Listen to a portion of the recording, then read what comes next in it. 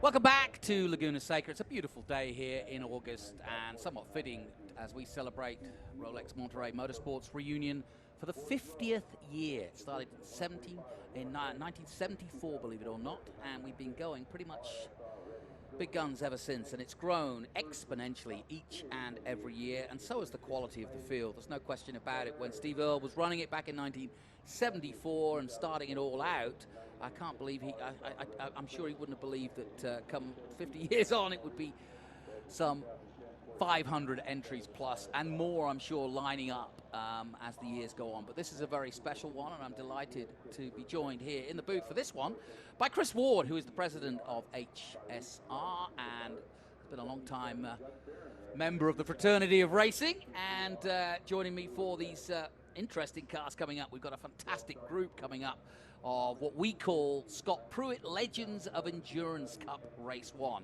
And Scott Pruett, of course, obviously one of the greatest endurance racers of all time, and of course a California native, and somewhat appropriate that we can celebrate his era and his name. Scott Pruett's still very much a part of racing. He'll be here, I think, this weekend, but welcome, first and foremost. Looking forward to this one.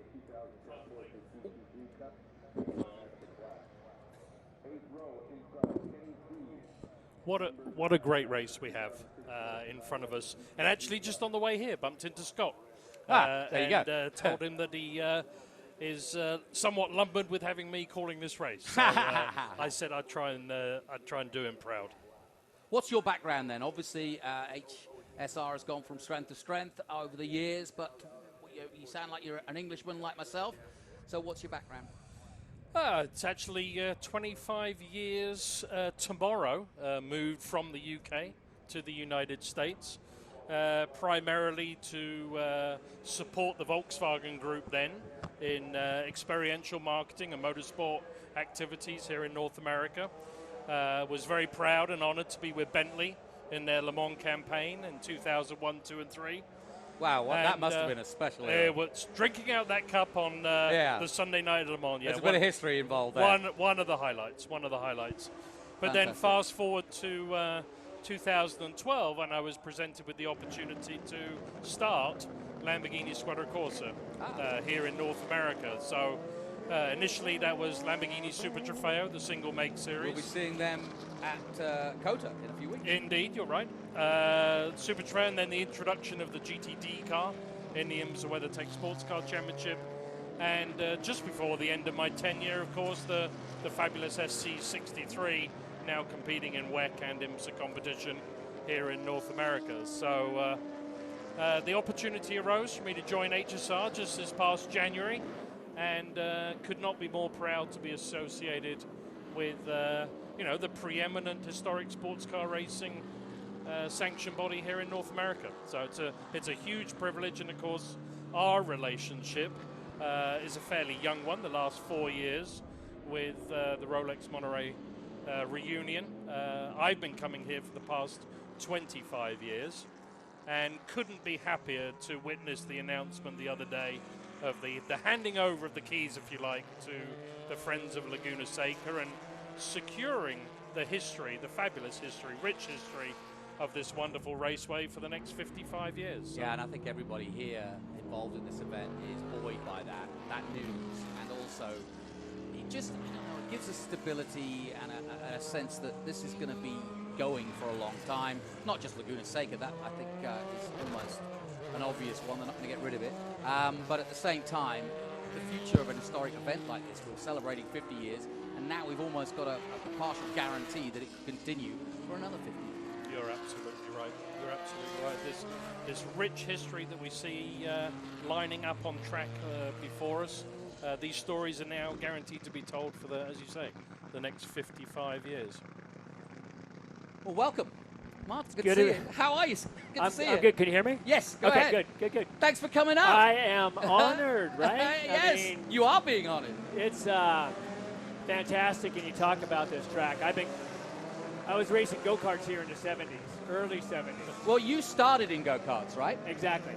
When I was 8 years old, did my first go-kart race, and then go-karts to IMSA cars, GTU, GTO, GTP. So how do they tell you when they've named a group after you? You just you get a phone call going, we've decided, you've done a pretty good job.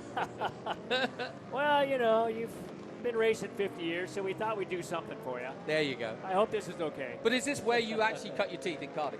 It is. My very first race, I was in a GTU Mazda, Mid-Ohio, and was able to parlay that into driving later on the next year with Bruce Jenner, now Caitlin Jenner. Yes. And we finished Loves second his in the GTO class. And then I won my first with Darren Brassfield in a Thunderbird at Pocono, IMSA, won my first of 60 races. Signed a contract with Ford for 86, 87, 88. We won 4 championships in 3 years, and then went to IndyCars. So, I just want to reiterate that. Scott Pruett, winner of 60 races in IMSA. Pretty impressive. Is anybody going to get up there? It's been, I've been so blessed. I mean, and coming to the great tracks like this, and so just so you know, I'm an avid fan of cars and race cars, and I walked the whole paddock, got a chance to see all these beautiful cars, a number of them which I drove, a couple of them I forgot I drove, and got to be reunited with some of the stuff, so it's been absolutely fantastic. Well, it's great to have you here, and it's great that we're honoring the legends of endurance. I do like the idea because, as you know, Rolex has always been about celebrating a particular mark in a particular year, and it could be a 70th birthday, a 60th anniversary. It could be MG, it could be Porsche. This year we've decided to honor you, the drivers, and name the groups of those eras about that, all of which are Americans, obviously. And I think that is actually a really nice doffing of the cap to what Americans have achieved on the global side of motorsport, not just here in America, but on a global level. Yourself, Mario Andretti, Parnelli Jones, who we sadly have just lost, Peter Greb, we were just talking about, and it's a hefty community to be in. It's iconic. Like I said, this is absolutely fantastic. Off we go. Here we go. So this is our Legends of Endurance. Scott Pruett here in the booth. It doesn't get any better than that. We had Jim Hall Jr. earlier, and I'm also delighted to welcome Chris Ward, who will be enjoying this race with us. A good, strong field of over almost 30 cars in this, so definitely. And are there a few that you've driven out there? Beautiful cars. Number of which I drove over the years. Tell us which ones. Well, I'm looking at the Celine. Got to Europe, drove that. Some of the Juan Lopez is in, yeah. Drove a number, even though they're not in this class, a number of 962s, which I got a chance to look at. Getting a little bit tense there. I love this side-by-side racing. I mean, now they're heading up to 6. Absolutely fantastic. That's awesome. Yep, 56 and up Greyhall Straight and towards that iconic. What happened when the first time you went up at a cart to Corkscrew? Did it mouth in your heart in your mouth? We really can't get the true impression of what the Corkscrew's like looking at it on TV. But when you go up there, IndyCar, sports cars, and you're running 170 miles, close to 170 miles an hour, and you cannot see the turn, heavy braking, turn left, and then drop literally 3 or 4 stories in a very short period of time. It takes your breath away. Oh, no question. Timothy Pappas, who, we've got Jonas van Overbeek, who I've seen at these events before, and I'm not sure if that's him at the wheel, because as we know, Pappas was in the previous race, is that right? Or is that another Pappas? PJ Hyatt is the one leading the way, though, in the 99, I can tell you that. Scott Durnick and De Silva in car number 6. Travis Engen, in the number 2. And we look like Ricky Taylor has been brought in, a bit of a ringer coming in, but we'll take all. Yeah. How great that aside from the wonderful cars that we have these owners of these wonderful vehicles that are keeping them alive. We've got, contemporary race car drivers out there on the track going door to door with octogenarians. Yes. I don't want to... no, it's a good point. ...to betray any confidences on how old Travis is, but he really does an incredible job in that fabulous Audi R8 LMP. What a spectacular car. He told me just yesterday, 60,000 miles, race miles, he's put on that car since he took ownership of it. That's just pretty extraordinary. impressive. 18 race events a year. Amazing. Wow. Yeah, to say he spanned that 50 years of racing is pretty much the truth. So that gives you some idea, and pretty impressive. How do you compare Laguna to the other tracks? I mean, we all talk in, wispy terms about how amazing Laguna is, maybe mostly because of its location here on the Monterey Peninsula, but as a racetrack, it has something special too, doesn't it?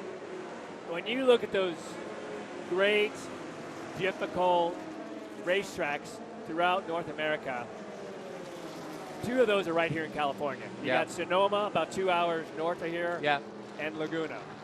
And growing up here and racing on the old track, so we didn't actually have the infield turns like we see now. You go turn 1, turn 2, turn 3, and then turn 4 was up the hill. IndyCar, you're running about 180 miles an hour, and you didn't actually lift until you got there. Needless to say, it was a bit dangerous. Mario had a massive crash here in the IndyCar, and that, I think, propelled the facility to add what we know as turns 2, 3, 4 now. But to drive it, to race on it, and every sponsor wants to be here. Every spectator wants to be here. You talk about Monterey, Carmel, beautiful area, technical track, great place to be. I hope I'm not speaking out of turn, but I heard that Mario in that crash broke his Rolex that day, and that's what upset him more than anything else. Is that a key word for something else? No, absolutely not. And of course, Rolex have been a perennial sponsor of this event for many years, but Mario didn't want to lose any of his Rolexes that he won. Scott, the track was repaved just last year. Tell us, over a period of time, how does the track evolve, and how does a repave affect a driver the first time they visit a facility after a job like that? The nice thing was, it was time for this track to be replaced. Most of the asphalt had got polished off. There wasn't a lot of grip. All the drivers complained. It's just so slippery out there all the time. So when they came in and paved, getting rid of all the bumps, and typically what you see with a racetrack is you're going to start. They patch it with cement, and then they patch it with a different asphalt, and then they patch it with something different, and that creates a lot of bumps and different frictions on the surface. So it's been really good when we see getting that opportunity, smooth the track, and get a lot more grip, and the speeds go up, the racing gets better. Across the board, it's better for everybody. Well, you're listening to Chris Ward and Scott Pruett, who's this particular group is named after, so very proud to have him here with us. But let's head down to Kev now, who's got the latest in the paddock. Lovely, thanks, Johnny. Well, how about this? It's actually quite quiet down here on the pre-grid, and look who I've caught up with, Jenson Button. Jenson, great to see you. Thanks for taking the time to have a chat to us. You just told me something remarkable. Qualifying yesterday here at Laguna Seca was what? My first time around this track.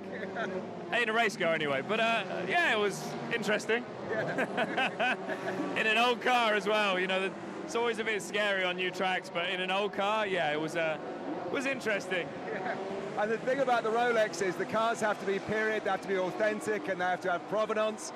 And your car that you've bought here ticks all of those boxes. Tell us about it. Yes, so it's the 1952 C-Type, the only bronze one in existence. Originally owned by Fangio. This is phenomenal. He was the first owner, right? Yes, yeah. So he had it as his road car when he was racing for Ferrari. So good times. And then it was bought by someone else in Argentina. They raced it, and then it came to Europe. It's raced for the last couple of decades in Europe as well. So it's won Le Mans Classic, it's won Monaco, it's won Goodwood. And I raced it for the first time last year at Goodwood, and we qualified on pole, which is good. But we had a little gremlin that crept in and didn't finish. How long have you had it for? And was this a car that you searched out and thought, I'm going after that one? 5 years. Yeah. 5 years I've had this car. So now it's been a little while because I wanted to get the engine prepped correctly. Technology's come a long way since the 50s, but you can't really do much in terms of brakes because they're drums. Yeah. With setup is very limited, but you can tune the engine. So we have a lot more power than they had back then, a lot more. But the car's the same, so it's just more difficult to drive. But it's all good. It's going to be fun. We're racing well, we're not racing them. There's cars in this race that are from the 60s, so they're 10 years newer. Very difficult to race them, bigger tires, more power, but there's a D-type starting right next to us, which is kind of cool. So we'll have some fun, and it's just to show the car off, really. It's there's so many beautiful cars here, and it's great to see so many people driving them relatively hard, but also just letting us all enjoy them, really. And that's what this event is all about, isn't it? It's just about enjoying them. There's cars here that speak to so many different people, isn't it? And I mean, a great event, and we're celebrating 50 years of historics on the Monterey coast. So, I mean, historic racing, is this something that you love? You're obviously still doing the bigger stuff as well, but you're going to see yourself doing more and more of this? Yeah, definitely. Well, I've got a race car from the 50s, so I go now. But no, what I like about here is you've got cars like this. They all have to be in period. But then you have more modern stuff as well. So things from 20 years ago, 10 years ago, and you see the DPIs going around here.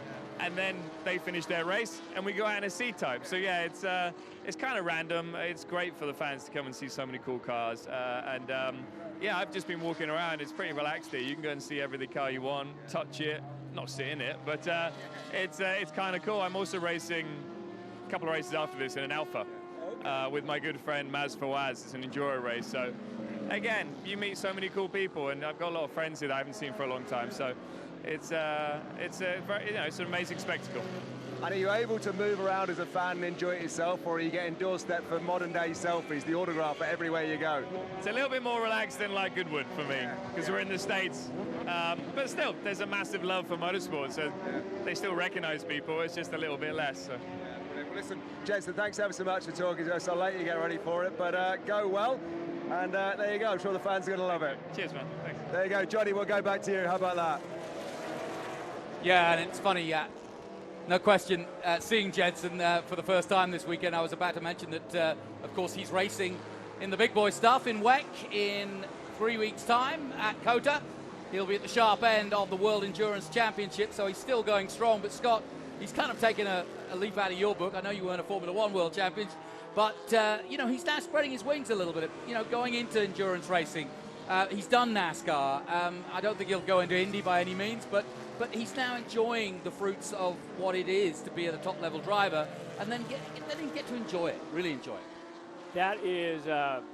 That's a great way to put it, because so I started sports cars, 10 years Indy cars, a couple years NASCAR, back to sports cars, getting that opportunity to drive all these different cars, getting that opportunity to win the Rolex 24 10 times in class, 5 times overall, getting that opportunity to race against all these great drivers. When people talk to me, what was your favorite race? What was your favorite car?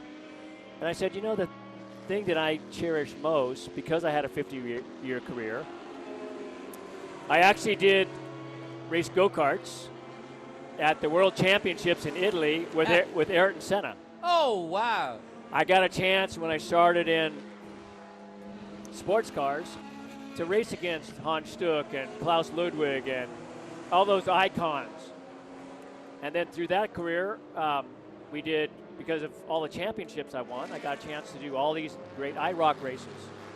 So in IROC, International Racing Champions, they bring 4 sports car guys, 4 open wheel guys, and 4 NASCAR guys. So Dale Earnhardt Sr. and Ricky Rudd and Bob Wallach and Alonso. Exactly. And so you get to race all those absolutely brilliant race car drivers. Interesting story, my very first prototype win came in 1986. I was driving a Forza 962 with Bob Wallach at the Columbus Dealers 500. Now it's back in 1986. And it was such a great car to drive. Getting that opportunity to drive with Bob Wallach. Unfortunately, we lost him at Sebring. And so that's the thing that's most special. Whether you look at Scott Dixon or Helio or all those incredible drivers, getting that opportunity to wheel, fender to fender. One of my greatest memories was from Indianapolis for the Brickyard. It was Dale Sr. and I the whole race. I was 9th, he was 10th. He was 9th, I was 10th. When the checkered flag flew, I was 9th, he was 10th. And as Dale did, he'd come give you a shove after the checkered flag.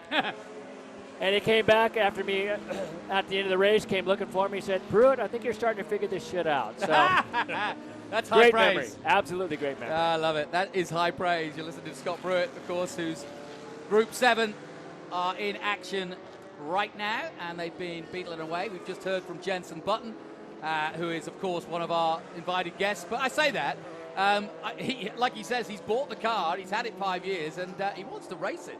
So, and it's a special car, too, to think that Fangio raced that car. Unbelievable. That is a beautiful car. And we're looking at more beautiful cars right here. I got the chance to race wheel-to-wheel with these guys as well in their day, which I don't know. When I see all these race cars that I had that opportunity to drive and win championships and races, and they're historic, does that mean I'm historic? Or just old? We use the word legend. Legend, yeah, we prefer legend. It says here, look, Legends of Endurance Cup and your name above it. In print, in the program. It's official, Scott. There's no getting away from it. It's in writing. It. It's in writing. I got it. Not sure what was going on with the hair there, but no, it's okay. That's vintage. That's vintage hair. Well, it looks like we got a race for P2 on our hands with 3 laps to go. Yeah. Ricky Taylor has got up to third. Yeah. Is up to third and has closed the gap by 4 seconds on second now. So we'll see. Well, PJ's been hooning around, and he's not really holding back. He's putting in some pretty fast 122s at the moment. And the Dernix De Silva car in second place, and as you say, Ricky Taylor up to third now. Travis Engen just behind him. And it must be a thrill for those guys who are, if you like, just historic racers to be in a field with some big names. And see Ricky Taylor just jump in and think to yourself, hang on a minute, what am I doing up against PJ and Taylor here? But great. And I think Ricky only arrived at the track today, so he's had no practice Half time. helmet will travel. Absolutely. But he knows this place pretty well. yeah, you could say that. I fendered him wheel to wheel a lot around this place. Look, he's got that gap down to a second now. So it's more than anything else, as I walk around the paddock and I see the fans truly appreciate and love these cars, loves the commitment that these 3 owners have to keep them in this historic colors and trims and how they were raced in the day. And now I see they bring their kids, 10 years old, 12 years old, 15 years old, and you see that passion. And all the cameras come out and all the pictures. And then you throw in these great drivers that are showing up and doing what they do, and I love it. I love every minute of it. I've been very privileged to spend a lot of time with some of the iconic two-wheel guys as well, like Mick Doohan, Giacomo Agostini, and many others, Carl Fogarty. And it's funny, a lot of them, because of the pressure of being at the top end, never realized just how much the fans loved it until they retired. Mick Doohan now in the paddock with his own son racing pretty much on the verge of Formula One. And he's such a different guy, but he appreciates motor racing so differently than when he was racing. Is that true for you? It is, and now when you think about us coming to a race weekend, all the drivers, our focus is one thing: the car, and go and win. Yeah. Period. And so when the fans come around, it wasn't the fact that we were trying to be ugly or short. No. It's that our focus was somewhere else. We come to events like this, just as we were listening to Button talk a little bit. Yeah. It's very relaxed. You get the opportunity to sign autographs and tell stories, and even as I go around to the owners of some of my old cars, giving them the backstory. Yeah. Stuff that they never knew about the car and competition and the things we did. And yeah, that's a lot of fun. Checkered flag. Checkered flag is out for PJ Hyatt then, and that was a pretty much, well, he wiped the floor with everybody on that one. But I don't suppose anybody didn't expect that to happen. But you need a pretty handy driver to be able to handle a car. Oh, somebody's gone off on Andretti, but has managed to gather it all together by the looks of things. But yeah, I think that's a commonality among drivers.